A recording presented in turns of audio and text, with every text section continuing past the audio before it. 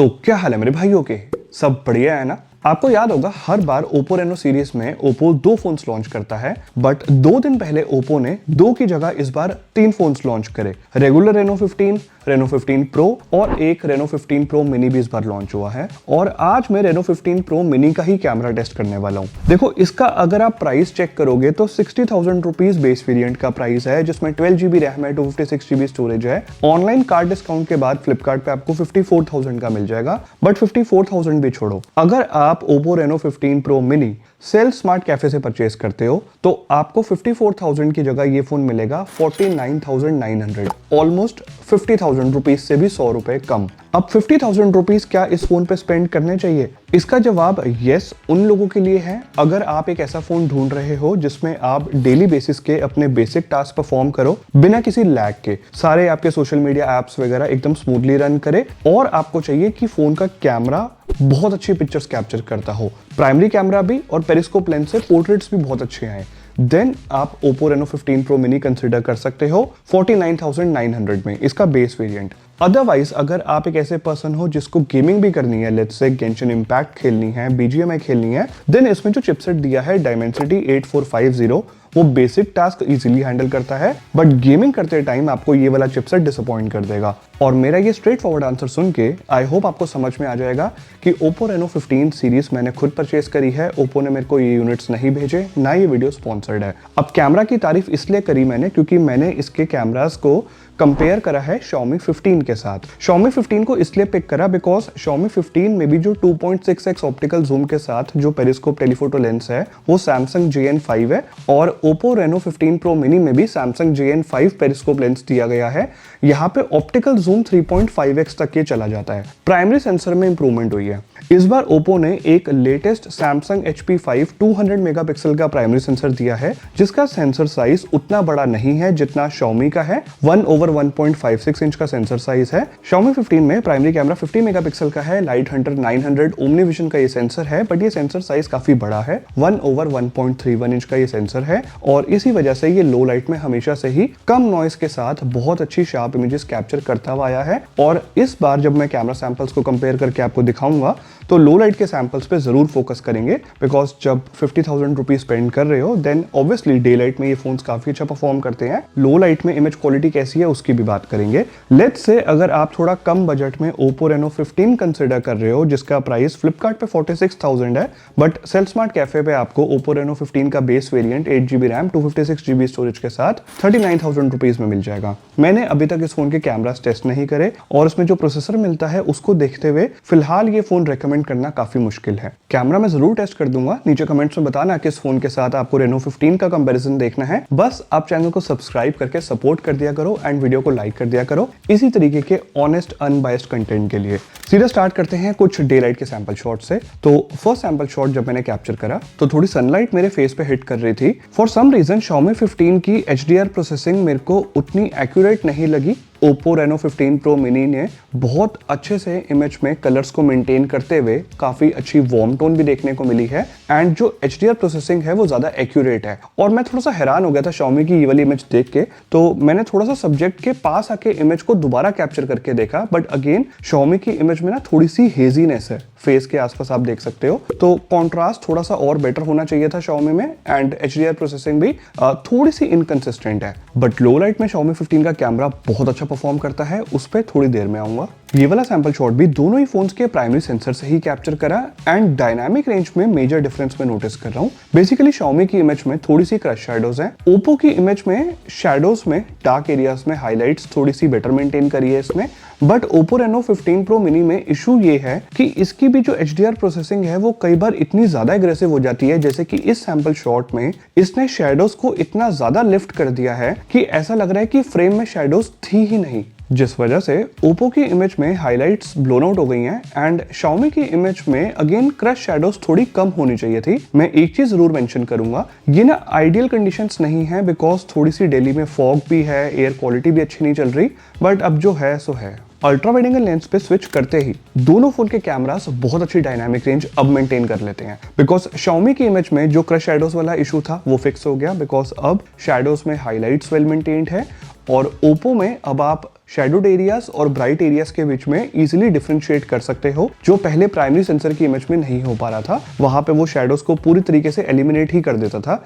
HDR processing इतनी ज्यादा aggressive कभी कभी कर देता है, but ultra wide angle lens में ये वाला इशू नहीं है। अगर मैं इमेज को जूम करूं, देन मैंने पहले भी कंप्लेन करी है कि Xiaomi 15 का ultra wide angle lens sufficient details maintain नहीं कर पाता, इमेज में थोड़ी नॉइस भी होती है। Oppo Reno 15 Pro Mini में डिटेल सफिशिएंट है। आई एम श्योर आप इन दोनों फोन्स के पेरिस्कोप लेंस से थोड़ा ताका झाकी भी करोगे, थोड़ा जूम करके इमेजेस कैप्चर करना अगर पसंद है। Xiaomi 15 में 2.6x ऑप्टिकल जूम तक चले जा सकते हैं and Oppo Reno 15 Pro Mini में 3.5x तक आप जा सकते हो। अगर मैं दोनों ही इमेजेस को मैनुअली सिमिलर फोकल लेंथ पे लेके आऊं एंड उसके बाद कंपेयर कर रहा हूं, देन कलर साइंस काफी सिमिलर है, कलर्स नेचुरल साइड पे है, which is a good thing. दोनों इमेजेस में डिटेल्स भी सफिशिएंट है, एज सच कोई डिफरेंस नहीं है। जबकि 3.5x तक जा रहा है ओप्पो का कैमरा, बट Xiaomi में भी 2.6x तक जाता है, उसके बाद भी डिटेल सफिशिएंट है। बेसिकली ना कैमरा सेंसर भी एग्जैक्टली सेम है Samsung JN5 and colour science भी काफी सिमिलर सी देखने को मिल रही है। अगर 10x पे सेम इमेज कैप्चर करके देखी मैंने, उसके बाद भी डिटेल्स ठीक है। यस, थोड़ा सा डिटेल्स में लॉस ऑब्वियसली जब आप 10x पे जाते हो तो कंपेयर करूं पहले वाली इमेज से तो देखने को मिलता है, बट उतना ज्यादा डिफरेंस नहीं है जितना मैं सोच रहा था। कंसिडरिंग द प्राइस, काफी सेटिस्फाइड हूं मैं इन रिजल्ट से। लेकिन जब बात आती है इन दोनों फोन्स के पेरिस्कोप लेंस से पोर्ट्रेट शॉट्स कैप्चर करने की, तो वहां पे इमेज पोस्ट प्रोसेसिंग में मेजर डिफरेंस देखने को मिला मेरे को इन दोनों ही फोन के कैमरास में। इन terms of colour science, details थोड़ा सा फर्क जरूर है।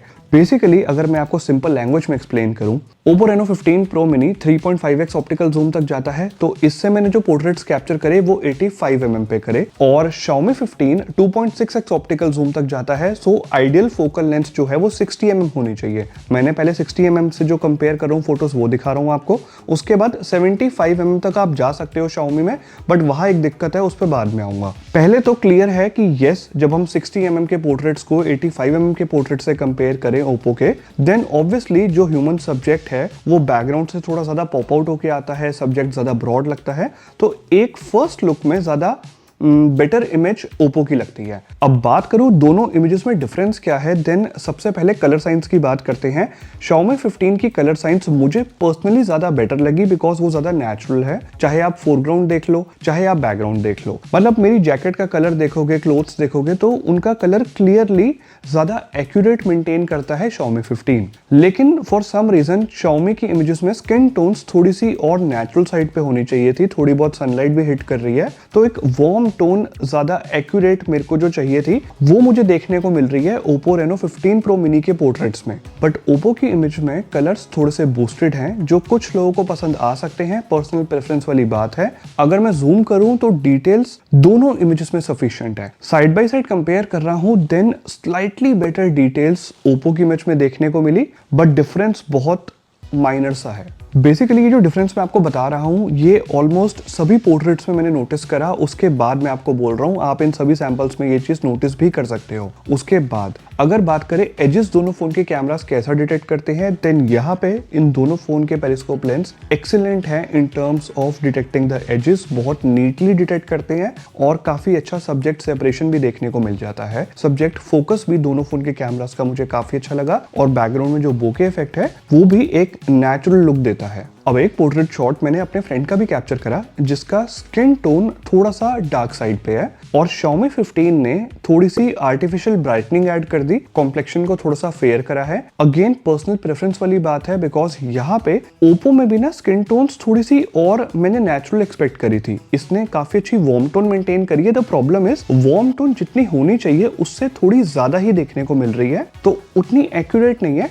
बट अगर आपको नेचुरल स्किन टोन पसंद है, देन स्टिल आपको Oppo के पोर्ट्रेट्स पसंद आएंगे। Xiaomi जैसे कि थोड़ा सा कॉम्प्लेक्शन को फेयर कर रहा है, तो वो पर्सनल प्रेफरेंस वाली बात है। जब बात आती है लो लाइट में पोर्ट्रेट्स कैप्चर करने की, देन Xiaomi 15 हमेशा से ही one of my favourite camera phones रहा है, और इसी बेसिस पे मैंने इसको काफी रिकमेंड भी किया। अब मैं आपको डिफरेंस समझाता हूँ। दोनों में कैमरा सेंसर बता चुका हूँ कि सेम है, लेकिन Xiaomi 15 ना फोरग्राउंड और बैकग्राउंड को थोड़ा सा ज्यादा लाइटन अप करता है, मतलब ओवरऑल इमेज अगर आप देखोगे ज्यादा ब्राइट है। उसके बाद भी इमेज में ऐसा ज्यादा नॉइस इंक्रीज नहीं होती। बेसिकली जो नॉइस रिडक्शन है वो बहुत एग्रेसिवली वर्क नहीं कर रही, जिस वजह से ओवरऑल इमेज में डिटेल्स भी मेंटेन्ड है, इमेज थोड़ी सी ज़्यादा ब्राइट भी आई है और कहीं ना कहीं देखने में थोड़ी सी ओप्पो से बेटर इमेज आई है। इवन दो ओप्पो की इमेज में भी ऐसा ज़्यादा नॉइस नहीं है, डिटेल सफिशिएंट है। बट अगर मैं सेकंड सैंपल शॉट की भी बात करूं, बैकग्राउंड में ना कहीं कहीं पर फ्रेम में थोड़ी सी लाइट्स होती हैं पोर्ट्रेट्स में, जब हम लो लाइट में कैप्चर करते हैं तो कई बार कुछ फोन के कैमरास में वो हाईलाइट्स को ब्लोन आउट कर देते हैं। बट ये दोनों फोन के कैमरास बहुत अच्छे से बैकग्राउंड में हाईलाइट्स को मेंटेन करते हैं, कोई भी एरिया ओवर एक्सपोज नहीं हो रहा होता। अगेन जो बैकग्राउंड में डेप्थ इफेक्ट है वो थोड़ा सा बेटर क्रिएट कर लेता है Xiaomi 15। और इस वाले सैंपल शॉट में तो अगर मैं जूम करके दिखाऊं तो जो डिटेल्स हैं वो स्लाइटली बेटर देखने को मिली है Xiaomi 15 में compare to Reno 15 Pro Mini। इन सभी पोर्ट्रेट शॉट्स को देखने के बाद मैं एक चीज के लिए Oppo एंड Xiaomi दोनों ब्रांड्स को अप्रिशिएट करूंगा कि चाहे डे लाइट हो या लो लाइट हो, बट एज सच फेस पे ना ओवर शार्पनिंग देखने को नहीं मिलती जो Vivo X200 FE में देखने को मिलती है। अब कुछ लोगों को हो सकता है उस तरीके की ओवर शार्पन इमेजेस पसंद आती हो, बट वो उतना नेचुरल लुक नहीं दे पाती जितना ये दोनों फोन के कैमरास दे रहे हैं। सो अगर आप साइड बाय साइड कंपेयर नहीं करोगे देन आपको लो लाइट में ओप्पो के भी पोर्ट्रेट्स उतने ही अच्छे लगेंगे जितने Xiaomi के लगते हैं। इट्स जस्ट हम कंपेयर कर रहे हैं तो Xiaomi ने लो लाइट में थोड़े से बेटर पोर्ट्रेट्स कैप्चर करे, बताना फर्ज था मेरा। अब लेट्स से आप Xiaomi 15 के पोर्ट्रेट शॉट्स 75mm पे कैप्चर करते हो, देन एक छोटा सा इशू है। पहले तो इमेज देखने में यस सब्जेक्ट ज्यादा ब्रॉड लगता है, बैकग्राउंड ब्लर ज्यादा इंटेंस लगता है, बट जब आप 75mm पे चले जाते हो तो कैमरा थोड़ा सा डिजिटली क्रॉप भी करता है, जिस वजह से थोड़ी सी इमेज में डिटेल्स कम हो जाती है, इमेज थोड़ी सी सॉफ्ट आती है। बहुत मेजर डिफरेंस नहीं है, बट मैं आपको सजेस्ट करूंगा अगर Xiaomi से इमेज कैप्चर कर रहे हो देन पोर्ट्रेट्स 60mm पे कैप्चर करना, वो एक आइडियल फोकल लेंथ है, वहां पे डिटेल्स बहुत बढ़िया आती हैं। Moving back to primary camera जो Xiaomi में 50 मेगापिक्सल का है, बट ये सेंसर साइज बड़ा है। Oppo में 200 मेगापिक्सल का है, बट ये सेंसर साइज थोड़ा सा छोटा है। बट ये सेंसर भी लेटेस्ट है, सैमसंग का सेंसर ये अक्टूबर 2025 में ही लॉन्च हुआ था। अब इस वाले सैंपल शॉट में अगर आप बैकग्राउंड में देखोगे सब्जेक्ट के पीछे, तो मैं आपको बता दूं इस टाइम पे काफी डार्क एरियाज थे जो इमेज में देख के आपको रियलाइज नहीं होगा, बिकॉज इमेज प्रोसेसिंग की कुछ इस तरीके की करते हैं कि बैकग्राउंड में भी जो डार्क एरियाज थे उसे भी काफी अच्छे से ब्राइटन अप करा है दोनों कैमरास ने। अगर मैं यहाँ पे डार्क एरियाज की तरफ जूम करूं, द बेस्ट पार्ट इज दोनों ही इमेजेस में एज सच नॉइस देखने को नहीं मिल रही, which is a very good thing.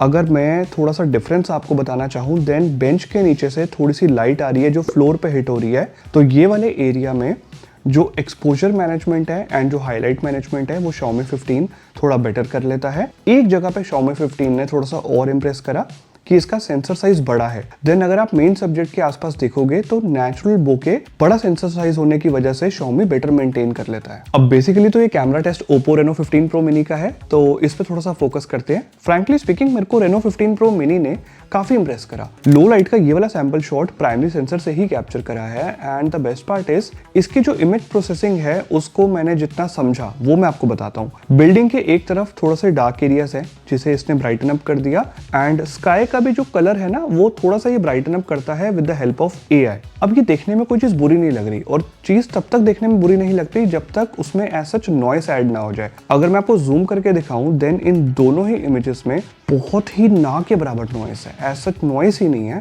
और डिटेल्स भी सफिशिएंट है। काफी सारी फ्रेम में लाइट्स हैं जो बिल्कुल भी ओवर एक्सपोज नहीं हो रही इन दोनों इमेजेस में। सो हाईलाइट मैनेजमेंट लो लाइट में भी काफी अच्छा देखने को मिला।